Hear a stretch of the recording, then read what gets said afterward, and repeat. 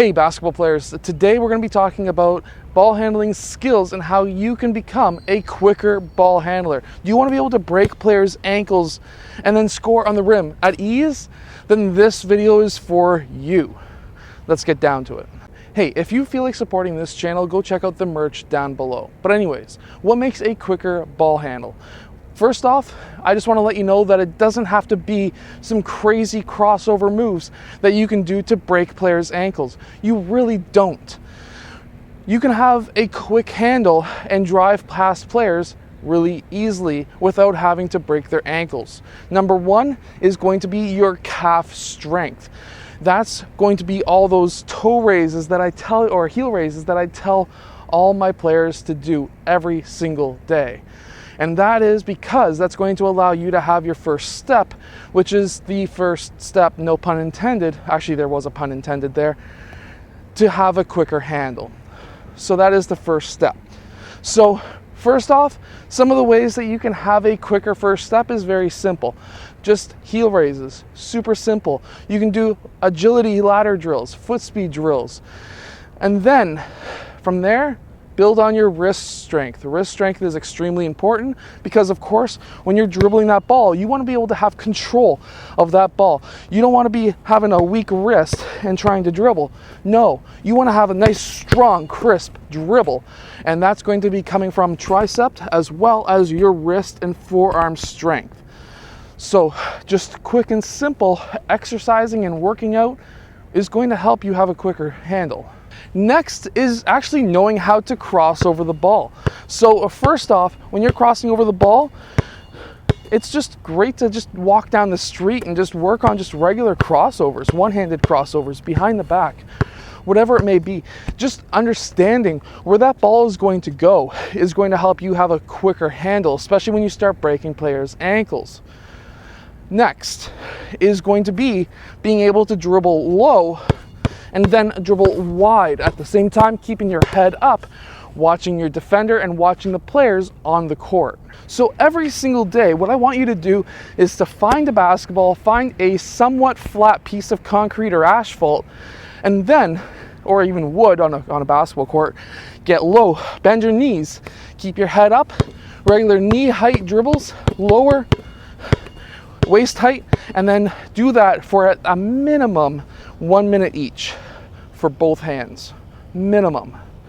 Do the same thing with your left hand and really work on the speed and power on each dribble that you're doing. Now, the best advice I was ever given was to have a low and wide crossover. Now, this actually came from a player who I used to play against at the Y. He was actually a professional player over in the Philippines. We called him Crazy Man because his handles were like ridiculously crazy.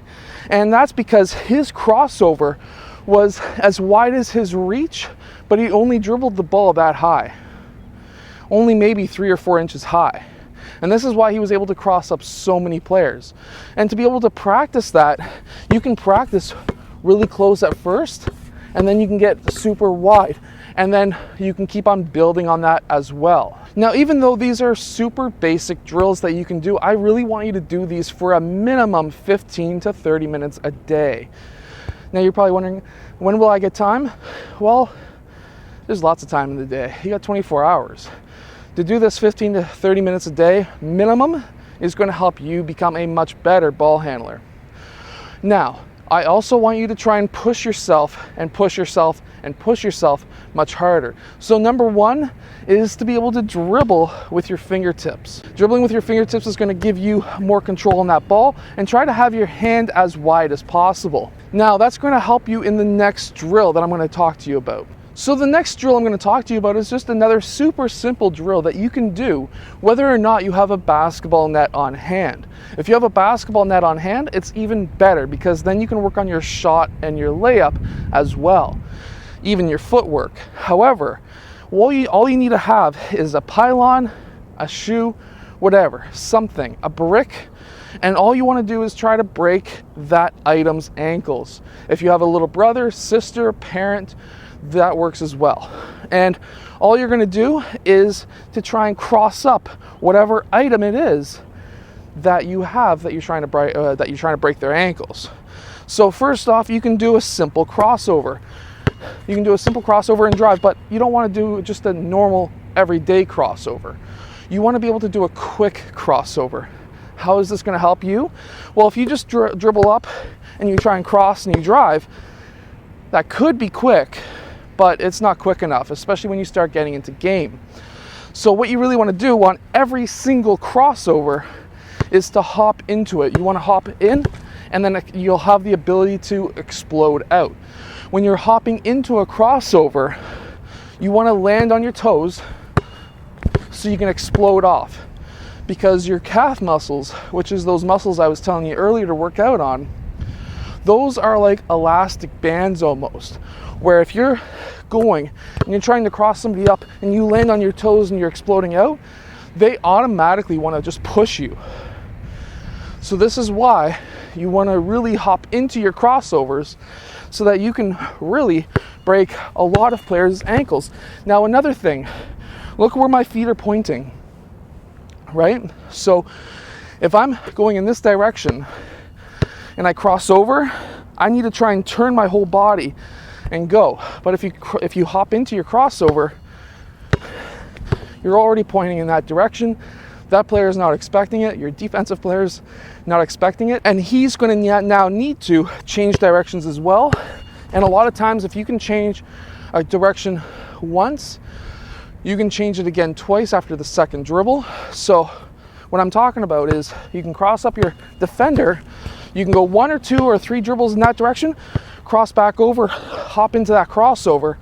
So it's going to look like this. You can go bang, bang, bang. And now you've beaten him in a lot of the cases because he can't change directions as fast as you, because you know what you're doing, but he doesn't know what you're doing. So some of the things we covered today was to dribble with your fingertips. That's going to give you control. Have your hands as wide as you can. And then have a lot of strength in your forearms, which is wrist strength, but also have a lot of calf strength as well. That's going to allow you to change direction. The next thing was the drills. Stationary dribbling and going as hard as you can on stationary dribbling is going to help you tremendously. Next is the pylon drill, just to break the pylon. The last drill I showed you, super simple and will help you become a better player. Like I was mentioning at the beginning, you don't need crazy crossovers to be able to break players' ankles. You just need simple one crossover moves, and a lot of the time you're going to be able to beat your defender off the dribble and you're going to be able to get to the rim. You can add in extra crossovers, like I mentioned here at the last point of that last drill, that you can now add into your game.